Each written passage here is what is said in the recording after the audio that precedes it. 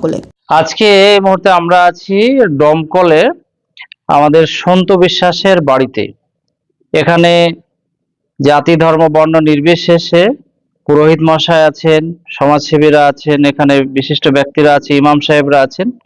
খোদ বাড়ির মালিক সন্তু বিশ্বাস, তিনি হিন্দু ধর্মের মানুষ, কিন্তু আজকে আমাদের সবাইকে এখানে ইমাম সংগঠন থেকে ব্যবসায়ী আপামর সকলকে উনি ইফতারের দাওয়াত দিয়েছিলেন। এই পবিত্র রমজান মুবারক মাস চলছে, এটা আত্মত্যাগের মাস।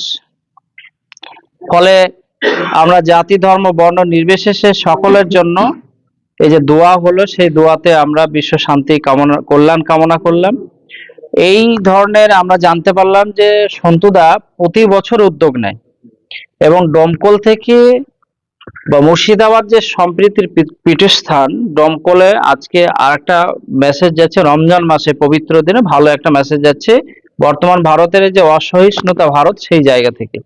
ফলে আমরা এখানে আজকে এই মজলিস থেকে আমরা ভারতবাসীকে বার্তা দিতে চাই যে এইভাবে মিলেমিশে সুন্দরভাবে এবং পশ্চিমবঙ্গেও যেন শান্তি সম্প্রীতি বজায় থাকে। আমার একটাই বক্তব্য, বলে বারবারই বলে আসছি, ধর্ম যার যার, উৎসব সবার।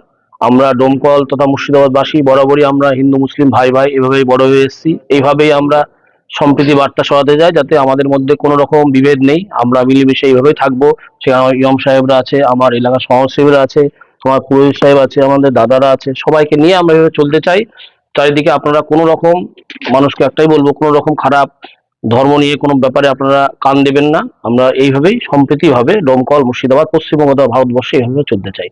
এটা ভালো লাগছে। এটা প্রথম নয়, এর আগেও আমি বহুবার এরকম ইফতার পার্টিতে যোগ দিয়েছি আর কি। আর ব্যক্তিগত আচরণ হিসাবেও এগুলো আমি খুব মেনে চলি। যেমন আজকে আমার বাড়িতে গিয়ে যদি ফ্রিজ খোঁজা হয়, তাহলে সেখানে রফিকুলের, আনারুলের বা বাক্কারের সকালবেলাকার জল দেখা যাবে শরবত করে রেখে গিয়েছে, ইফতারের আগে নিয়ে গেল। এই সারা মাস এটা চলবে আমার বাড়ির ফ্রিজে। বাড়ির পাশাপাশি যারা আছে, আমার বাড়ির খুব পাশেই মুসলিম পাড়া, তারা তাদেরকে পাহেট করাই, তারা আসে এবং এসব আমরা এইভাবেই ছোট থেকে বড় হই।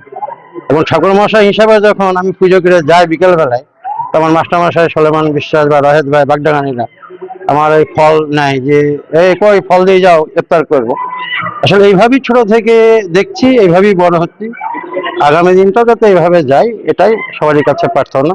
সবাই ভালো থাকুন, আনন্দে থাকুন। আপনারা প্রত্যেকেই ভিডিওটা দেখলেন। আমি প্রত্যেককে বলবো যে বেশি বেশি করে ভিডিওটা শেয়ার, লাইক এবং সাবস্ক্রাইব অবশ্যই করবেন। যারা বাবরি মসজিদকে যারা ভালোবাসেন এবং হুমায়ুন কবির মহাশয় এবং পিজা নওশাদ সিদ্দিকী ভাইজানকে যারা ভালোবাসেন, প্রত্যেককে বলবো যে ভিডিওটা আপনারা অবশ্যই শেয়ার, লাইক অবশ্যই করবেন। আপনারা দেখুন, এটা রমজান মাস চলছে। এই রমজান মাসে যে যেরকম পাচ্ছে মানুষকে ইফতার করাচ্ছে, আলহামদুলিল্লাহ করাচ্ছে, খুবই ভালো কথা। তো একটা হিন্দু ভাই তিনি ইফতার করিয়েছেন, অনেক মুসলমান সেখানে গিয়ে ইফতার করেছে, খুবই ভালো। তো সেই হিন্দু ভাইকে আমি অভিনন্দন এবং শুভেচ্ছা জানাবো যে তিনি ইফতারের ব্যবস্থা করেছেন, সবাই ইফতার করেছেন।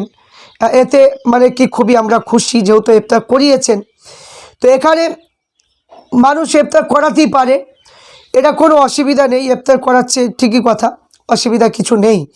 তো আমার কথাটা হলো যে আমার বলা উদ্দেশ্য হলো, এই ইফতারের পার্টিতে কিছু আলেম ওলামা দেখতে পেলাম, যে আলেম ওলামাগুলো এর আগে বলেছিল যে বাবরি মসজিদ করতে দেওয়া হবে না, চলো বাবরি মসজিদ আমরা ভাঙতে যাব, বক্তব্য দিয়েছিল। একজন মুফতিও ছিল, নাম ছিল নাজমুল হক। আর তার অনুচরগুলো তারা বসে বসে অনেকজন অনেক রকমের ফতোয়া জারি হুমায়ুন কবির মহাশয়ের উপর করেছিল। তা আমি বলতে চাই যে আলেমগুলোকে আমরা দেখতে পেলাম, আপনারা থাম্বনেলেও মানে কি দেখতে পেয়েছেন, এই আলেমগুলো বলেছিল যে হুমায়ুন কবির পাগল হয়ে গেছে, যখন ইচ্ছা তখন যা ইচ্ছা তাই বলছে, আমাদের বাবরি মসজিদের দরকার নেই, বাবরি মসজিদ কেন করবে, কেন মানে কি এতদিন মানে বাবরি মসজিদ শহীদ হয়ে গেছে, সেই মসজিদ আবার পুনরায় কেন হবে, এই বিভিন্ন রকমের কথা মানে হয়েছিল। এবং তারা বলেছিল যে চলো বিল্ডিংয়ে যাই, বাবরি ভাঙবো, এইরকম কথা হয়েছিল। তো আমি এই যে মানে কি যে রমজান মাসে যে ইফতারের পার্টিতে আমি দেখতে পেলাম ওই সমস্ত আলেম ওলামাগুলোকে, তা আমি বলবো যে ভাই, যে তোমরা যে বাবরি মসজিদ ভাঙার জন্য যে কথাগুলো বলেছিলে যে সম্প্রীতি তৈরি করা, তো হুমায়ুন কবির মহাশয়কে তিনি বলেছেন যে আমি বাবরি মসজিদ করছি, যে তোমরা কেউ মন্দির করতে পারবে না, এরকম কথা বলেছে? বলেনি। তিনি বলেছে যে আমি আমার মানে জায়গায় মুসলমানের টাকায় মুসলমানের জায়গায় বাবরি মসজিদ হবে, এবং মানে কি হিন্দু ভাইরা তাদের টাকায় তাদের জায়গায় তারা মন্দির করবে, যে প্রত্যেকের মানে কি এখানে গণতান্ত্রিক দেশ, প্রত্যেক ধর্ম মানে স্থান তৈরি করতে পারে, কোনো অসুবিধা নেই। মুসলমান কোনোদিন বাধা দেয়নি, কোনো বাধা হয়ও নি। তো এবং এখানে মুসলমান 3বার কেস করলো, সুপ্রিম কোর্ট, হাইকোর্টে, সব জায়গাতে হুমায়ুন কবির মহাশয় জিতে গেল। তো এখানে বলার উদ্দেশ্য হলো যে আলেম ওলামাগুলোকে আমরা দেখলাম যে ইফতারের পার্টিতে, আমি বলতে চাই এরা বাবরি মসজিদ চায় না। আমি বলতে চাই ওই সমস্ত আলেম ওলামাগুলোকে যদি মন্দিরে ঘন্টা বাজানোর দায়িত্বই যদি দেওয়া হয়, আমার এখানে খুব ভালো হয়। কারণ এটা মসজিদের বিরুদ্ধে, এরা তো মানে কি মসজিদের পক্ষে নয়, মসজিদের বিরুদ্ধে। তাহলে এরা ঘন্টা বাজাবে, তাহলে ঘন্টা বাজালে খুবই ভালো হয়। তো আর একটি কথা হলো যে এখানে যে বাবরি মসজিদের বিরুদ্ধে কথা বলছেন, আর আপনি ইফতারের পার্টিতে গিয়ে আপনি ইফতার খাচ্ছেন আর সম্প্রীতি করতে যাচ্ছেন, সম্প্রীতি করছেন, তাহলে এখানে সম্প্রীতি করছেন আপনি করুন, আপনি তো মানে আমরা তো নিষেধ করছি না। আমরা তো সবসময় চাই যে জাতি ধর্ম বর্ণ নির্বিশেষে প্রত্যেকে আমরা সম্প্রীতি, বাংলা সবাই একত্রিত হয়ে থাকবো।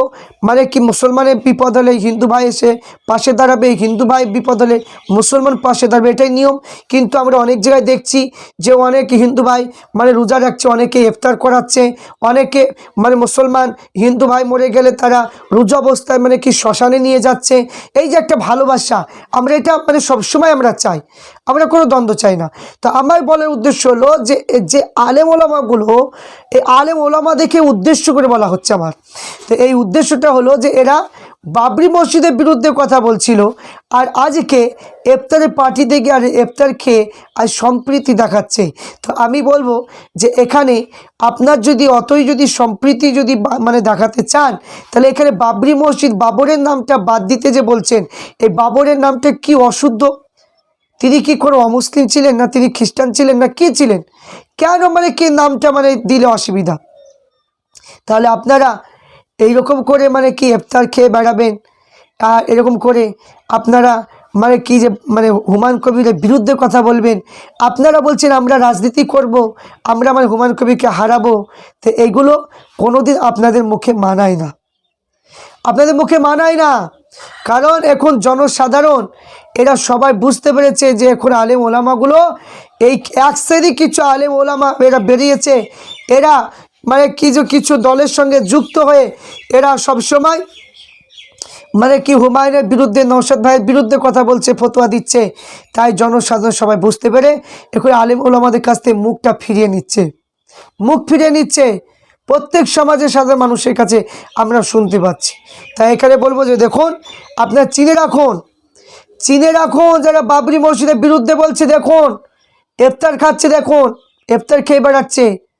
এরা ফেতরা মানে কি না খেলে তো এদের হয় না, এরা মানে ফেতরা খেয়ে বেড়াচ্ছে। এই সমস্ত আলেম ওলামাগুলো এরা হককে চিনে না, এরা সবসময় হারামের পক্ষে ফতোয়া, এরা সবসময় বাতিলের পক্ষে ফতোয়া, এদের মুখে শুনতে পাবেন। এই আলেম ওলামাগুলোকে চিনে রাখুন। তা আমি বলবো যে আপনি যা ইচ্ছা তাই করুন, যেখানে ইচ্ছে সেখানে খান, আমার বলার কোনো অধিকার নেই। কিন্তু আমি একটা কথাই বলবো যে বাবরি মসজিদের বিরুদ্ধে যদি কথা যদি শুনি কোনো সময়, তাহলে কিন্তু আপনাদের বিরুদ্ধে কিন্তু আমি প্রতিবাদ করব। কিন্তু এখানে বাবরি মসজিদের আল্লাহর ঘর, এখানে বাবরের নামে মসজিদ হবে, এতে জায়েজ আছে, কোনো অসুবিধা নেই। তাই আমি বলবো যে যারা এই সমস্ত কথাগুলো বলছে তাদের চরিত্রগুলো দেখুন, যে তারা মানে ইফতার করছে কোথায় আর কি করছে, আপনারা একটু দেখুন। আশা করছি আপনার ভিডিওটা দেখেছেন। ভিডিওটা শেয়ার, লাইক অবশ্যই